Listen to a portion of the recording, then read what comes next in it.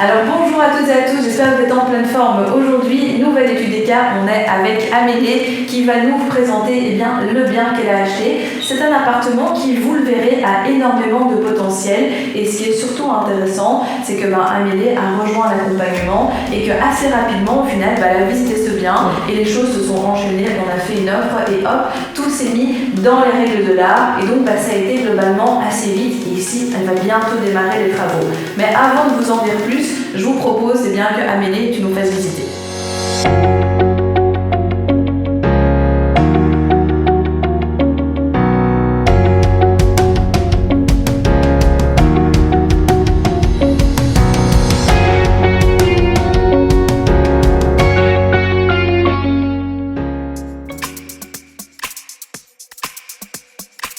Comme bien, j'ai acheté un appartement de 3 chambres avec salle de bain, living, cuisine. Il y a un grenier aménageable et un deuxième grenier qui fait toute la surface de l'appartement, donc au total environ 200 mètres carrés.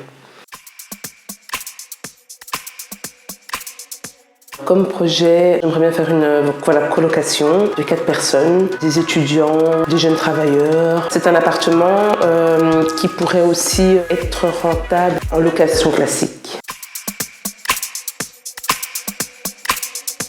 Au niveau des travaux, en soi, il n'y a pas beaucoup aussi de rafraîchissement. Dans les chambres, cuisine et salon, c'est beaucoup peinture, refaire le sol, donc ça, il n'y a pas de souci. Dans le premier grenier, on va aménager une nouvelle chambre, salle de bain, donc douche, lavabo, une toilette séparée. Et il y aura un espace buanderie, donc tout ça sera cloisonné. La durée des travaux pour le chantier, on n'a pas vraiment encore, il m'a pas encore défini la durée, mais je pense que comme il m'avait dit, 3 semaines, 1 mois environ, c'est réalisable. Je vais vous présenter le bien que j'ai acheté. Ici, nous sommes dans le hall d'entrée. Nous allons commencer par le living. Donc voilà, ici nous sommes dans le living qui fera office une partie living, partie salle à manger. Au niveau des travaux, la pièce est relativement saine, donc je ferai en peinture les murs, refaire le sol. Sinon, dans l'appartement, toute l'électricité, par contre, là, sera remis à neuf. Et ce qui est intéressant, notamment, c'est que à la base, c'était posé la question, tiens, est-ce qu'on refait totalement les murs, est-ce qu'on les remet à nu, on les replafonne, on les repeint? Mais au final, quand vous êtes en présence de murs qui sont en bon état, surtout ici, le fibre de verre a été bien placé, vous savez les récupérer, c'est des petits trous, comme chez Amélie ici, vous les rebouchez, vous repassez dessus, vous les repeignez, et au final, ça va vous épargner beaucoup de frais et beaucoup de chipotage. Donc voilà, n'hésitez pas, il ne faut pas absolument tout refaire non plus. Vous savez repartir de l'existant pour aller plus vite et gagner plus d'argent sur votre chantier. Au niveau de la cuisine, c'est un peu comme le living. Donc mettre en peinture les murs. La cuisine ici, elle va rester. Peut-être poncer, remettre une couleur. Et entre guillemets, le plus gros des travaux sera juste le sol en fait, remettre un nouveau revêtement. Yes, avec un chouette petit plat, un petit bar pour pouvoir utiliser, s'accouder et mettre des chaises de l'autre côté. C'est ça, tout à fait. Je ne sais pas encore. Un chouette effet. Un mix entre une cuisine qui est semi-ouverte, une petite session et qui est très très chouette aussi. Ouais, ça a l'air très, très convivial.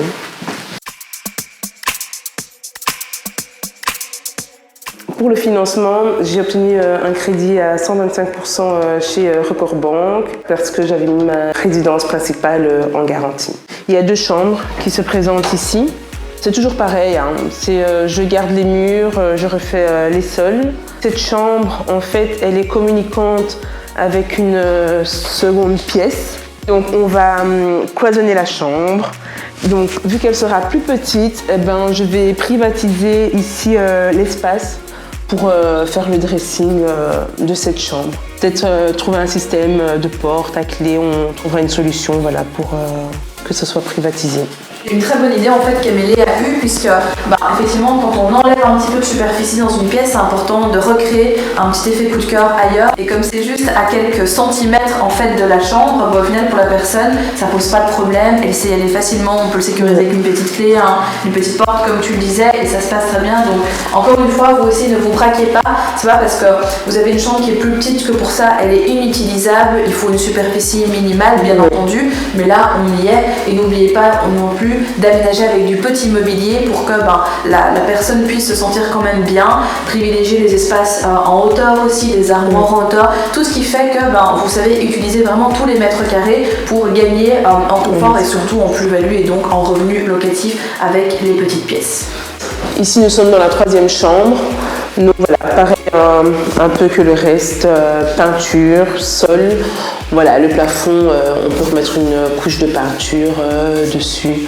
Oui, tu avais déjà sinon, le vitrage aussi en bon état, donc tout ça, en fait, vous le voyez directement dans l'appartement, c'est vraiment un petit rafraîchissement. Et donc, pourtant, malgré tout, ça on en parlera lors de la 2e étude de cas, mais c'est une opération très rentable. Donc, encore une fois, il ne faut pas toujours tout démolir et faire des travaux de fou pour avoir une belle rentabilité, parce qu'ici, c'est vraiment une petite pépite qu'Amélie a trouvée et vous allez voir, il y a encore quelques surprises. Surprise.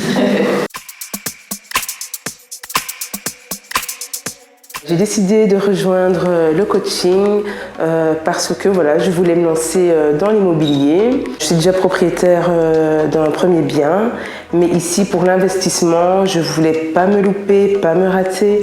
Donc voilà, je voulais avoir des conseils, avoir une formation et ça m'a été très bénéfique. Ça m'a permis voilà, d'être aujourd'hui propriétaire de ce bien d'investissement.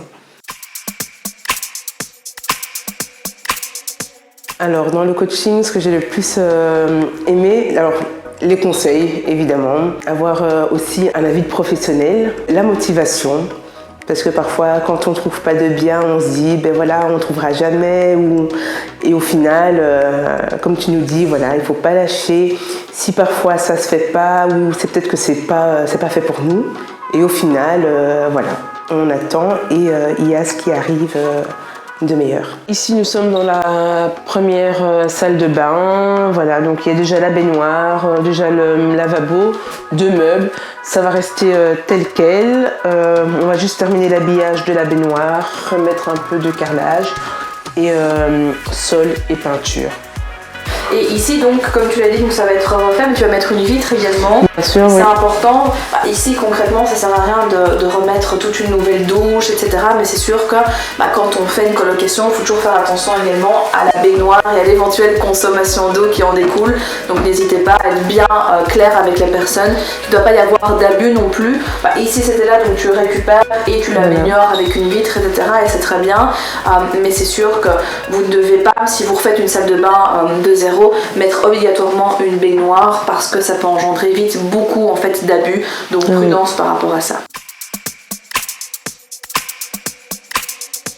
Bien sûr, je le recommande tout à fait. Je pense que ça m'a vraiment évité de me lancer dans des opérations peut-être qui auraient été soit catastrophiques, ou alors j'aurais pu aller perdre des sous. Et là, vraiment, avec le coaching, voilà, on a une vision claire. Si on a les idées, on peut peaufiner notre projet, nos objectifs. Et voilà, ça permet vraiment de nous guider, de nous mettre vraiment sur la bonne voie, la bonne direction, et histoire de ne pas dévier. Vraiment, je conseille le coaching. Ici, nous sommes voilà, sur une surface qu'on appelle les premiers greniers, qu'on va scinder en plusieurs parties. Donc, pour commencer, on aura une chambre. On va faire, ça sera la plus grande chambre de l'appartement. On avait dit environ jusqu'ici, plus ou moins. On aura une nouvelle salle de bain, mais cette fois-ci avec une douche et un lavabo. Il y aura aussi une toilette séparée, la création d'un couloir pour séparer l'emplacement en machine, peut-être lavanderie, rangement, et un escalier fixe aussi, voilà, pour accéder au grenier. Yes, parce qu'Amélie vous l'a dit, il n'y a pas un mais bien deux greniers. Et le grenier en fait ce qui est juste ici, il fait toute la superficie de l'appartement et donc c'est extrêmement intéressant parce que non seulement on est sur une belle surface avec beaucoup de volume, mais Amélie va pouvoir dans un second temps potentiellement aménager une nouvelle unité en fait dans ce grenier et donc au final se retrouver non pas avec un seul bien immobilier mais deux. Et ça c'est génial en fait parce que c'est typiquement la définition des mètres carrés cash flow. Mais ici, puissance 10. Donc c'était vraiment... Deux pour le prix d'un. Deux pour le prix d'un, exactement, tout à fait. Et vous le verrez dans la deuxième étude de cas pour un prix d'achat qui franchement défie toute concurrence. Mais il faudra attendre la deuxième partie pour le découvrir. Voilà. Un conseil à vous donner, déjà agir. C'est pas en regardant les vidéos que ça va se passer. Certes, c'est important, mais il faut vraiment passer à l'action. Donc vraiment, je vous recommande de passer à l'action, faire les démarches, prendre le coaching et vraiment vous activer. Et je pense que c'est la meilleure façon d'avancer. Et c'est comme ça que j'ai procédé. Il a fallu qu'à un moment, je me mette en route et que j'avance et que je passe à l'action. Vous avez découvert aujourd'hui l'étude de cas d'Amélie, son appartement, et on va comme d'habitude résumer avec quelques points clés ce que l'on a vu tout au long de la visite. La première chose, c'est déjà par rapport aux appartements. On vous présente souvent des maisons, des immeubles de rapport, mais très peu d'appartements, et au final, investir dans des appartements, ça reste intéressant aussi, d'autant plus que ça, on ne l'a pas précisé, mais on est sur une petite copropriété avec seulement un seul propriétaire, donc de faibles charges. Donc vous aussi, quand vous faites vos recherches, n'excluez pas d'office les appartements, puisqu'on a vu ici que c'était une excellente opération et en plus, vous n'avez pas de tracas à avoir avec la copropriété et des charges trop exorbitantes. Donc à nouveau, ne soyez pas trop restrictifs et allez visiter des appartements aussi. Vous allez peut-être du coup dénicher une petite pépite. Ensuite, vous avez vu, donc il y a un deuxième grenier aménageable et ça c'est une plus-value énorme. Donc ce qui est intéressant avec cette typologie de biens, c'est que vous n'êtes pas obligé de tout rénover d'un coup. Vous pouvez y aller par palier parce que là, Amélie, ce qu'elle compte faire après, c'est acheter un autre bien immobilier et puis dans un autre temps, rénover le dessus et régulariser afin de faire une seconde unité locative. Parce que, si elle l'avait fait maintenant, elle aurait pu, mais le temps d'introduire les permis, d'avoir les autorisations, de faire les travaux nécessaires, etc., ça lui aurait pris énormément de temps et ça l'aurait immobilisé en fait sur une autre opération. Donc elle a choisi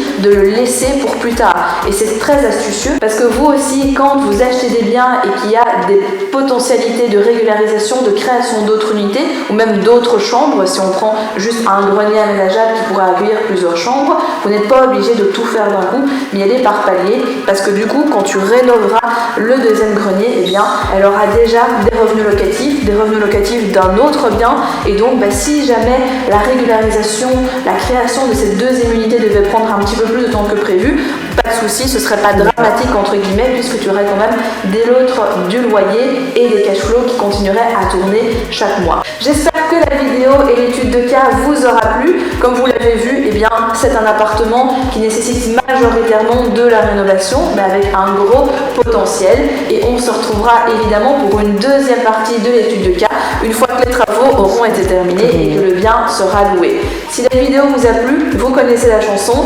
abonnez-vous, mettez un petit commentaire, si vous avez des questions, mettez-les, on y répondra avec Amélie évidemment et on se retrouve très vite sur la chaîne pour de nouvelles aventures. À très vite. À très vite.